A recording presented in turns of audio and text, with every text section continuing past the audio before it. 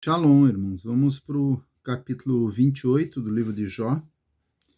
E achei muito tremendo esse capítulo. Ele vai falar aqui a respeito de tudo que o homem conquista, né? E a gente vai começar a entender lá no versículo 12 o que a comparação que ele está querendo fazer, né? Então, vamos adiante. Capítulo 28 diz assim: na realidade existem minas de prata e muitos lugares onde se refina o fogo. O ferro é tirado da própria terra, e da terra se funde o cobre. É interessante a gente ver da onde que vinha esse conhecimento, né, que eles tinham a respeito dessas coisas. Porque quando nós pensamos nos dias de hoje, é muito fácil de pensar, né, tem metalúrgicas lá, elas extraem cobre, extraem diversos tipos de metais, né? Mas hoje em dia se conhece, se tem estudos, se tem fornos específicos, fornos poderosos que atingem altas temperaturas, mas eles precisaram descobrir essas coisas, né? E lá no princípio do livro de Gênesis, né, a gente vê ali, fala dos descendentes de Caim, né, e fala de Tubal-Caim. Esse Tubal-Caim, ele foi o primeiro ali que começou a trabalhar com essas coisas, com uma sabedoria vindo, somente pode-se presumir de que uma sabedoria vindo de que Deus lhe deu essa sabedoria. Então ele começa a trabalhar com bronze e outros metais ali, né? Mas para que pudesse descobrir o ponto certo em que isso fica bom, porque se for menos, ele não vai dar dureza suficiente. Se for mais também, ele vai ficar fraco, né? E é interessante ver nessas aqui a gente vê como o homem no princípio não era um homem das cavernas, né? E diz assim: o homem põe limites às trevas e explora até os confins as rochas na escuridão e nas mais densas trevas. Abrem um poço longe das regiões onde habitam, em lugares esquecidos pelos viajantes, distantes dos homens, penduram-se e balançam de um lado para o outro. Da terra procede igualmente o pão, mas por baixo é remexida como que pelo fogo. Interessante, né? Da onde que ele tem esse conhecimento de que o núcleo da Terra ele é composto de lava, né? Porque ele sabe que lá no fundo da Terra, né? No fundo da Terra é remexido um fogo que remexe, né? Daí diz: das suas rochas saem safiras, o seu pó contém pepitas de ouro. Nenhuma ave de rapina conhece aquele caminho secreto, e os olhos de nenhum falcão o vislumbram. Os animais altivos jamais pisaram e nenhum leão caminhou por ali. As mãos dos homens atacam os duros rochedos e revolvem as raízes das montanhas. Fazem túneis através das rochas e os seus olhos cobrem todos os tesouros da região. Tapa as nascentes de água e nem uma gota dela vaza. Traz à luz o que estava escondido. Então aqui Jó está descrevendo os muitos feitos, né, do ser humano, os muitos feitos do homem, toda a capacitação, todas as descobertas que eles tinham já desde aquela época, né? Mas então, agora no versículo 12 que começa a indagação.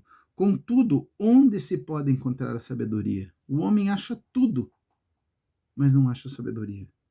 Onde habita o entendimento? Né? Uma coisa é você saber e outra coisa é você ter entendimento, né? O ser humano não é capaz de perceber o valor do saber, afinal, a sabedoria não se encontra na terra dos viventes. Sabedoria vem de Deus. O abismo declara: não está nas minhas entranhas. E o mar afirma: em meu interior também não se encontra sabedoria. O saber não pode ser comprado com o mais fino ouro, nem será trocado a peso de prata. nem pode ser adquirido, nem mesmo diante do ouro puro de Ofir. A gente encontra muitas vezes na palavra essa declaração, né? O ouro puro de Ofir.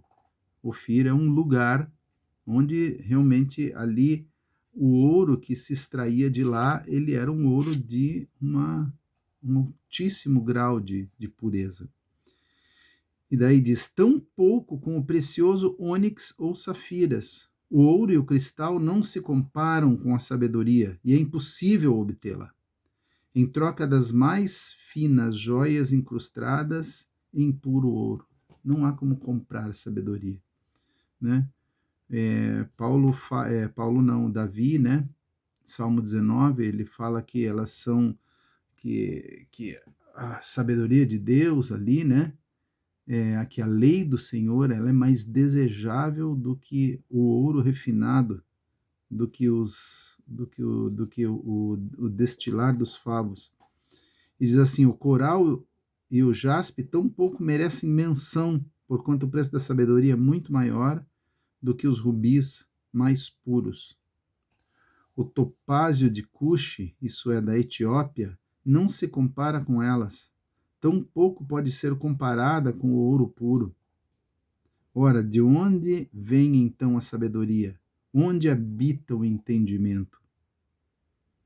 Em verdade está encoberta aos olhos de todo ser vivo, oculta inclusive das aves que voam no mais alto céu.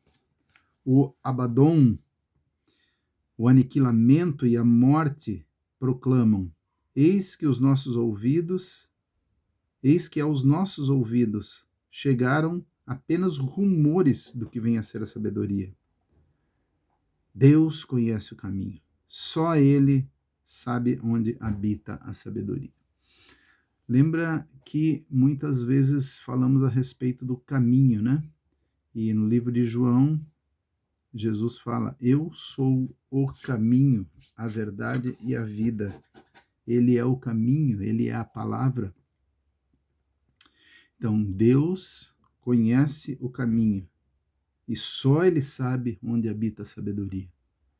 A sabedoria habita na sua lei, na sua palavra, que são seu próprio filho. Seu filho é a palavra, o seu filho é o caminho. O caminho, aquele caminho que quando Adão e Eva são expulsos do paraíso, o Senhor colocou 2 querubins ali para que guardassem o caminho até a árvore da vida, para que eles não pudessem chegar até lá e comer e viver eternamente naquela condição. Foi misericórdia de Deus, né? Pois Deus contempla os fins da terra, os confins da terra, e observa tudo o que existe debaixo dos céus. Quando ele determinou a força do vento, estabeleceu as fronteiras exatas para as águas do mar, quando estipulou leis para a chuva e caminho para as tempestades trovejantes com seus relâmpagos, então observou a sabedoria e a avaliou, confirmou-a e submeteu à prova. Isso me faz lembrar ali o livro de Gênesis, né? Quando Deus cria todas as coisas, diz, e viu Deus tudo que havia criado e viu que era muito bom. Tudo foi criado com extrema sabedoria, tudo foi criado para seu propósito exato, certo, né? E agora é um tempo que nós vemos tantas catástrofes, tantas coisas, né? E nós vemos a descrição dos tempos do fim, seriam tempos realmente catastróficos, assim, em que o homem colheria do fruto do seu pecado. E ele vai terminar dizendo aqui, assim, então asseverou o ser humano, no amor respeitoso a Deus está a sabedoria, e evitar o mal é ter entendimento. Isso é a mesma coisa que dizer, né, o temor do Senhor é o princípio da sabedoria.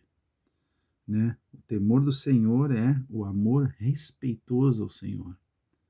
O amor que você ama porque reconhece, conhece, experimenta, sabe quem é aquele que é o Senhor de todas as coisas, sabe quem é o Deus criador de todas as coisas e o ama com um amor assim profundo, um amor respeitoso, né? Então guarda bem essa colocação aqui. No amor respeitoso ao Senhor está a sabedoria, e evitar o mal é ter entendimento, né?